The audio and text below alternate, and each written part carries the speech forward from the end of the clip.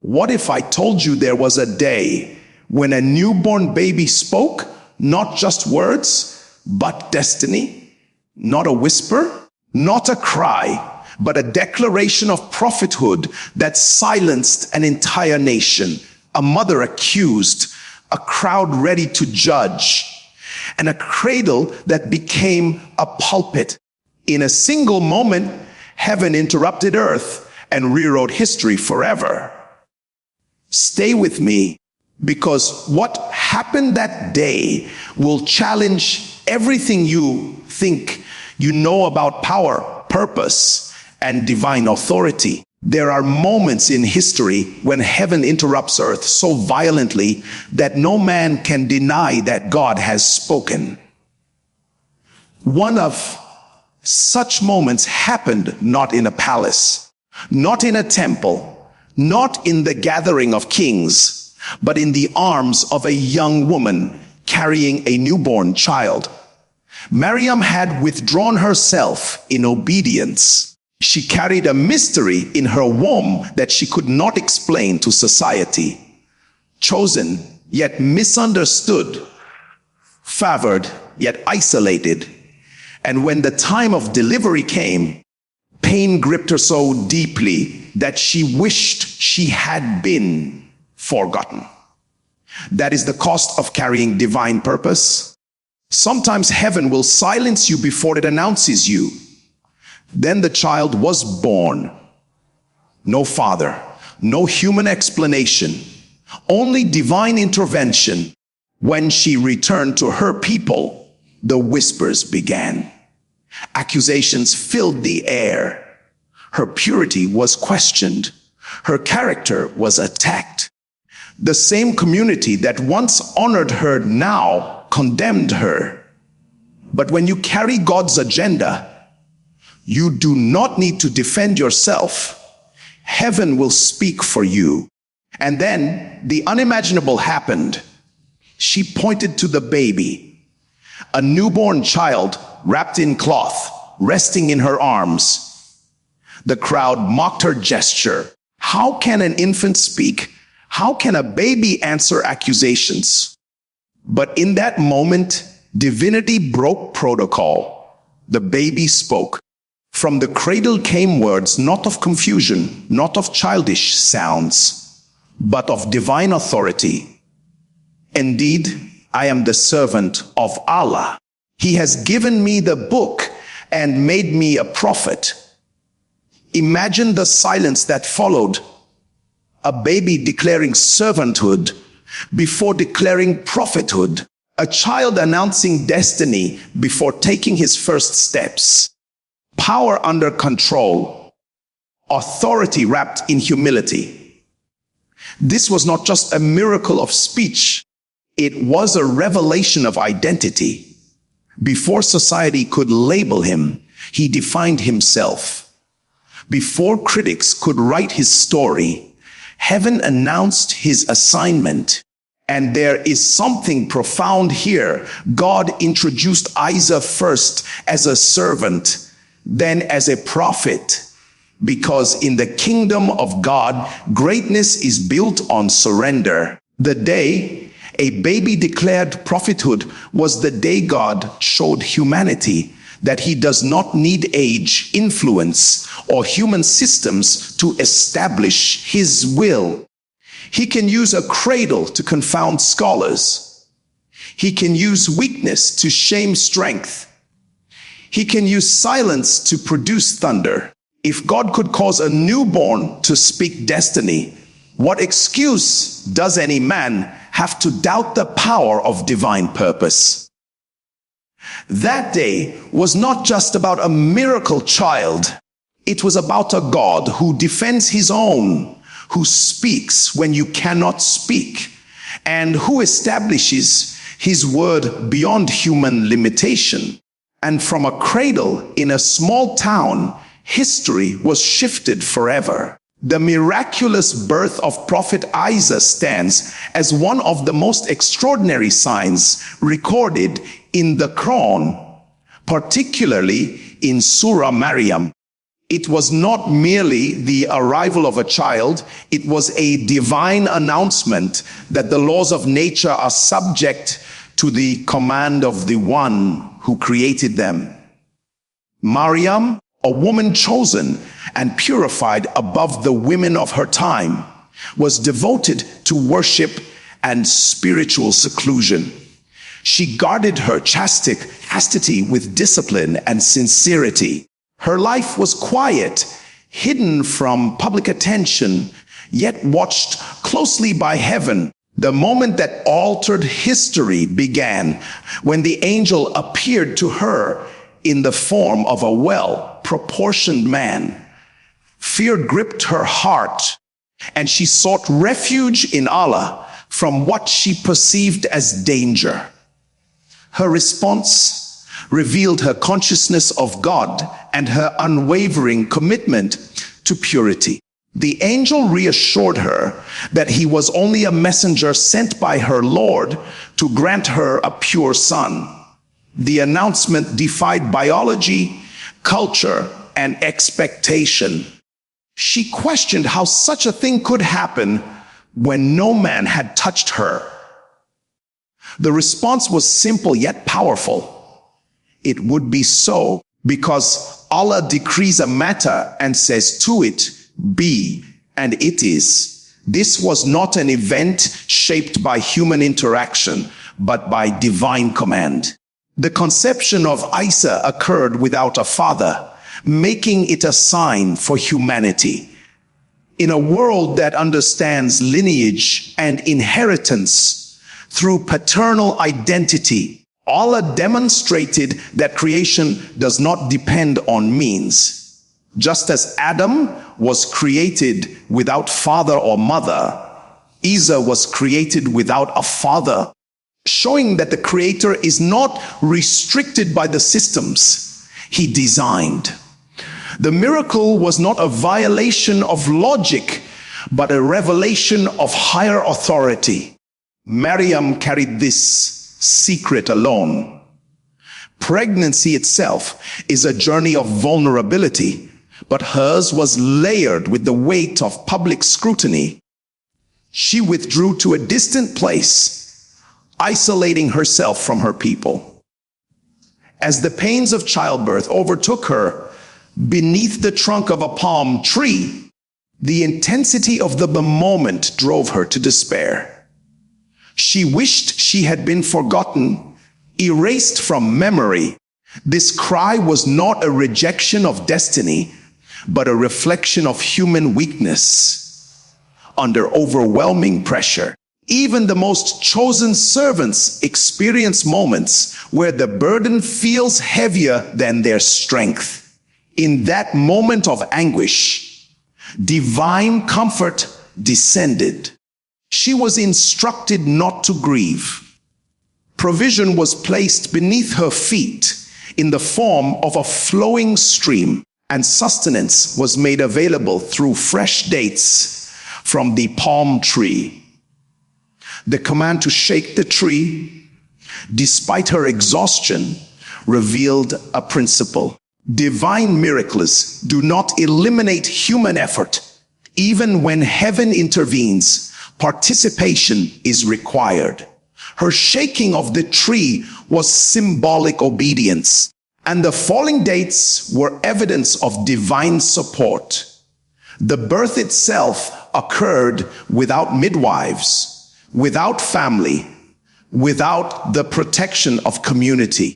It was a private miracle witnessed only by heaven and the earth beneath her. The child was born pure, untouched by inherited sin or human claim. His existence was a sign, not only to Bani Israel, but to all generations that would follow. His birth dismantled assumptions about possibility and redefined what it means for God to act. The miraculous birth of Isa was therefore not an isolated supernatural event. It was a theological statement. It affirmed Allah's absolute power, honored the chastity and faith of Maryam, and prepared the stage for a prophetic mission that would challenge hearts and systems. It demonstrated that when Allah intends to manifest his sign, he selects a vessel, purifies it, tests it, and then reveals through it something that history cannot ignore. Maryam's isolation was not accidental, it was prophetic. When Allah chooses a vessel for an extraordinary assignment, he often separates that vessel from noise, familiarity, and human dependence. The story recorded in the Quran shows that after receiving the divine announcement, Maryam withdrew to a distant place. This withdrawal was both physical and spiritual. She was carrying a mystery that could not be explained by logic, defended by argument, or justified by culture. Sometimes divine purpose grows best in hidden places. Pregnancy itself is a season of vulnerability. It reshapes the body, intensifies emotions, and demands endurance. But Maryam's condition carried more than physical weight. It carried the potential for public shame. In her society, lineage defined honor, and a child without a father meant disgrace. She knew the law. She understood the consequences. Every movement of the child within her womb may have reminded her not only of promise, but also of the storm waiting outside. Her isolation was therefore protective. Allah shielded her from premature confrontation. There are seasons when heaven hides you, not because you are rejected, but because you are being preserved. In solitude, faith is tested differently. There is no applause, no encouragement from the crowd, no visible validation, only the whisper of trust between servant and Lord. When the pains of childbirth began, they drove her to the trunk of a palm tree. Labor is intense under any circumstance, but imagine facing it alone, without family, without assistance, without reassurance from another human voice. The contraction of pain met the contraction of fear. In that moment, she cried out, wishing she had died before this and been forgotten. This statement reveals the depth of her anguish. It was not disbelief. It was the cry of a human heart overwhelmed by pressure. Even the purest souls experience moments where the burden feels unbearable. Yet divine reassurance entered at the point of her breaking. She was told not to grieve. The command addressed her emotional state before addressing her physical condition. Grief can drain strength faster than pain. Allah first restored her heart, then provided for her body. A stream flowed beneath her, symbolizing refreshment and life. In a barren setting, water appeared. Where there was dryness, provision emerged. Isolation did not mean abandonment. She was also instructed to shake the trunk of the palm tree so that fresh dates would fall. This instruction carries deep wisdom. A woman in labor does not possess the strength to shake a sturdy tree by ordinary standards. Yet she was commanded to act. Divine intervention does not cancel human participation. The miracle of provision was tied to an act of obedience. Her movement, though small, activated visible support. It was a partnership between effort and grace. The fresh dates represented nourishment and recovery. Scientifically, dates are rich in energy and beneficial during childbirth, but beyond physical benefit, They symbolized sweetness after bitterness. Pain had reached its peak, yet provision was immediate. The same Lord who allowed the trial prepared the relief within it. Her loneliness became the setting for divine closeness. No human midwife attended her, but the care of heaven surrounded her. This season of isolation shaped Miriam's resilience. She learned to rely on divine voice over public opinion. She experienced firsthand that when Allah assigns a destiny, He also sustains the carrier of that destiny. The quiet place beneath the palm tree became a sanctuary of formation. In her weakest hour, she discovered a deeper strength rooted not in society's approval, but in divine assurance. The pain of childbirth passed, but the lesson of trust engraved itself permanently within her soul. When Miriam returned to her people, carrying the child in her arms, the true weight of the test began to unfold. Isolation had prepared her privately, but now she had to face society publicly.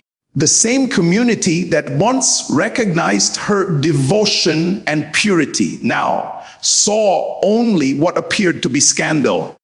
In a culture where honor was everything and lineage defined legitimacy, her appearance with a newborn child without a known father triggered shock, suspicion, and accusation.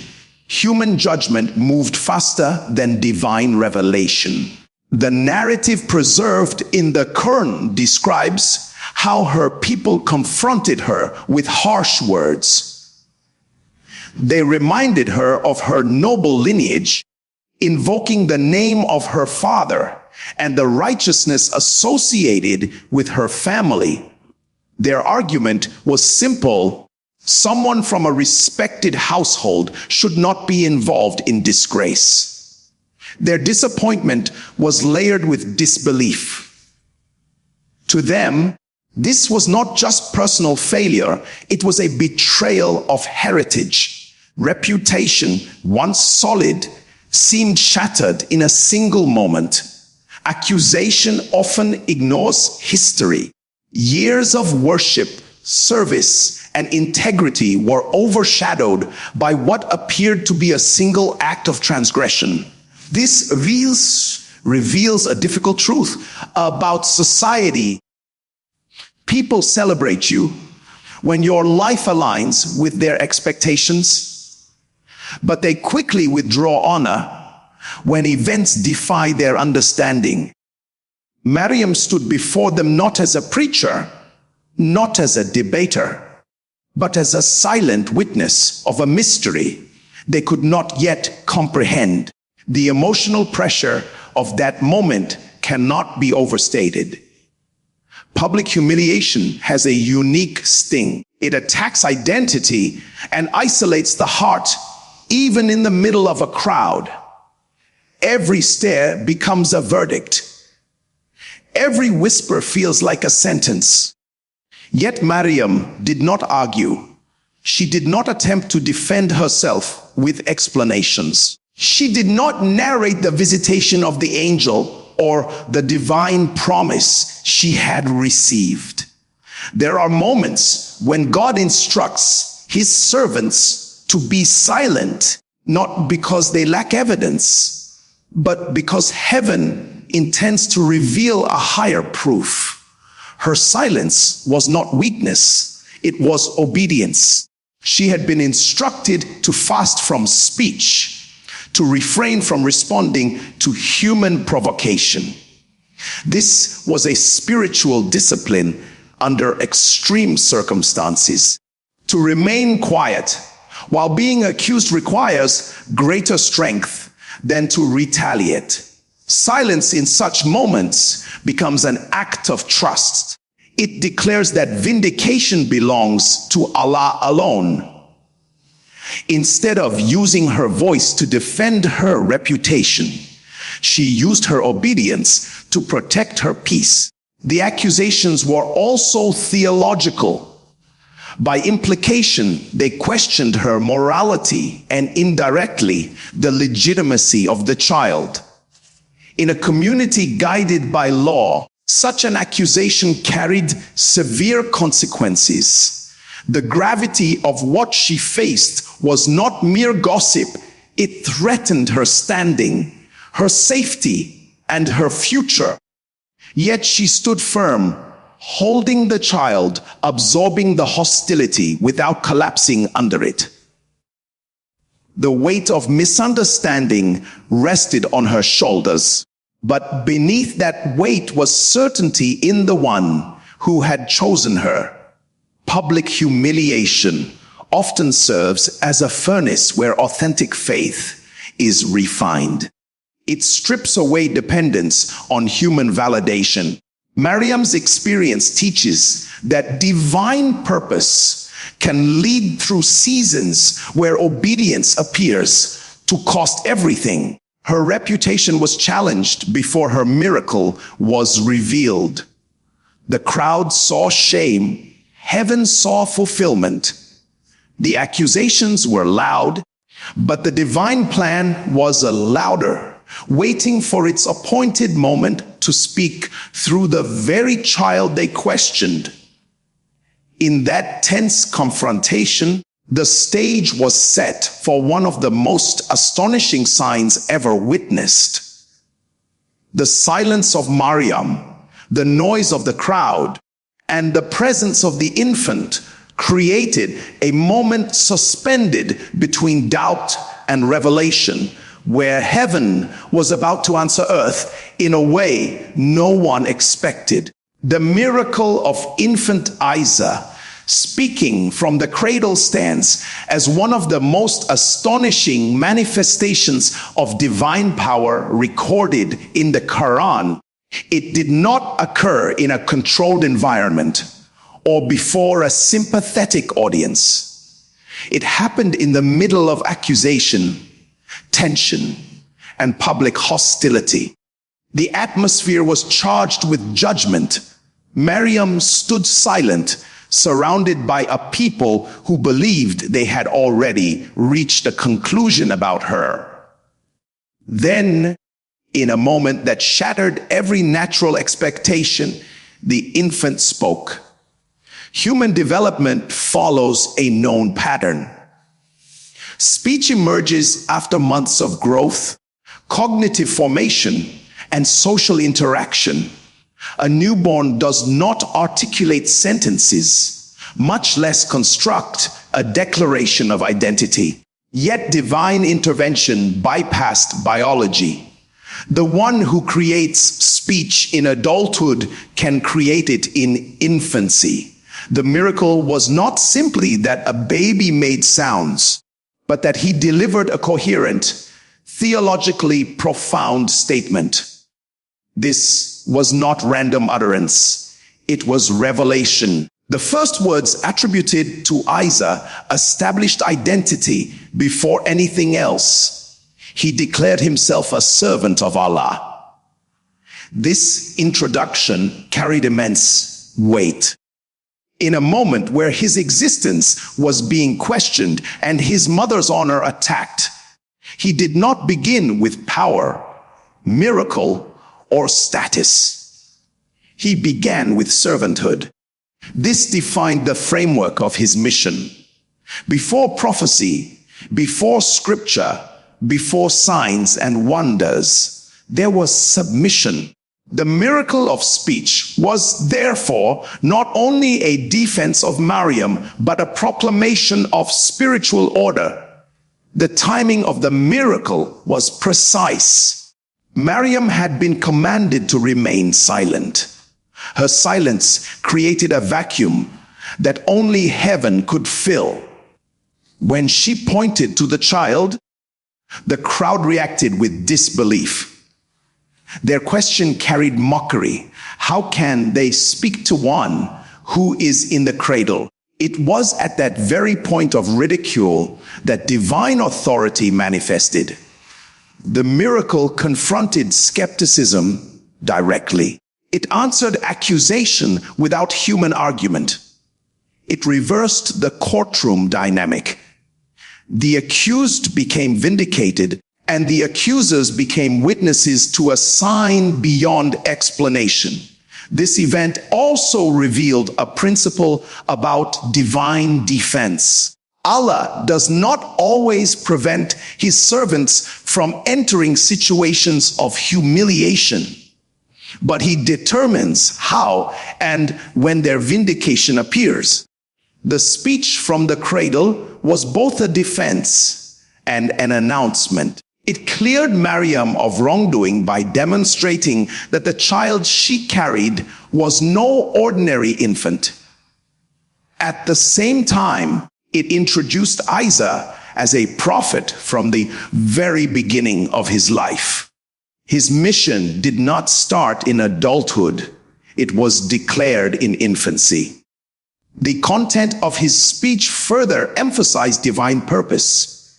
He spoke of being given the book and being made a prophet. He mentioned prayer, charity, and righteousness toward his mother.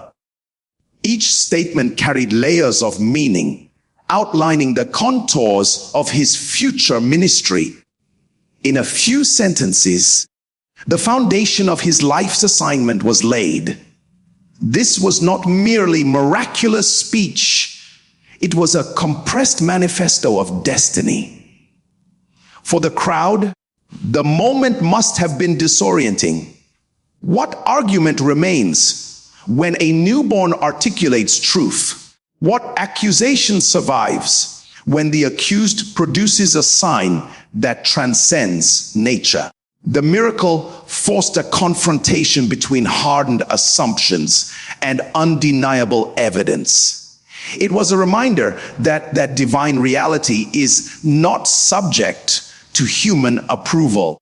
The cradle became a pulpit. The infant became a preacher. The place of vulnerability became a platform of authority. In that single moment, natural law bowed to divine command, and history witnessed a sign that would echo through generations as a testimony to the limitless power of Allah and the unmistakable authenticity of his chosen messenger. The declaration of Isa from the cradle was not merely a miracle of sound. It was a carefully structured proclamation of identity and mission. As recorded in the Quran, his first words were, "Indeed, I am the servant of Allah. He has given me the book and made me a prophet." Within this single statement lies a theological framework that defines not only his life, but the nature of true greatness in the sight of God. He began with servanthood. Before mentioning prophecy, before speaking of revelation, before addressing power or authority, he identified himself as a servant. This order is significant. Servanthood establishes alignment. It defines relationship.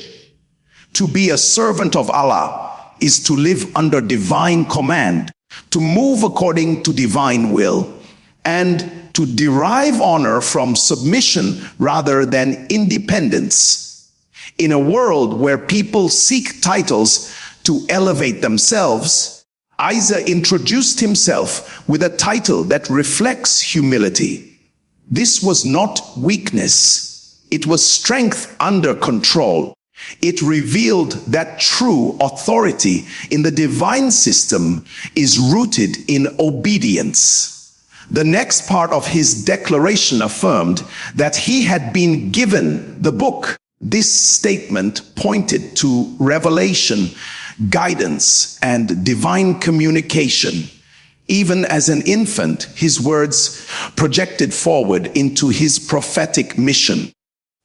Scripture is not self-generated, it is granted.